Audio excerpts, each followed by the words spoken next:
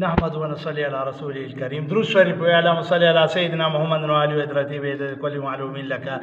درود شریف فضیلت باندې ورته ویډیو کړم چې څوک یو ځل درود شریف په نبی علیہ السلام باندې وی نو الله تعالی لس رحمتونه په نازلېږي، لس یا گناهونه معاف کوي او لس یا جنت کې درجه اوچتهږي. دومره غټ فضیلت دی.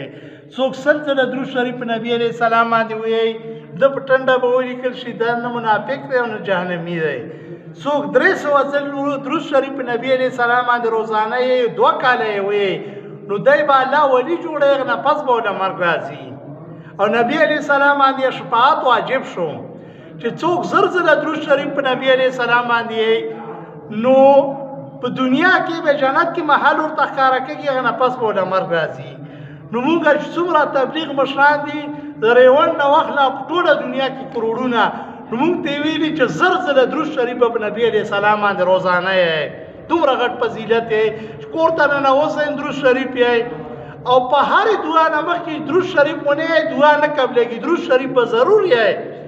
او را روانه چې کوم دی که نه دا جمعه نفسې بله جمعه به چې کوم دی زموږ د پیروخیلو، مختارخیلو، اشخیلو او میرداخیلو په لوړ کې تبلیغ مرکز کې به چې کوم دی زموږ هفته یي نو ټولو یې څلورو واړو قومونو ته غږ کړم چې یې هفتې نه که څوک راځئ او که څوک 3 ورځو له راځئ او که 1 ورځې له راځئ سبعي 9 بجو نه واخله د 11 بجو پورې حدیثو دور شي نو ستا بچیانو ښه ډېر ښایسته ذکر او فکري.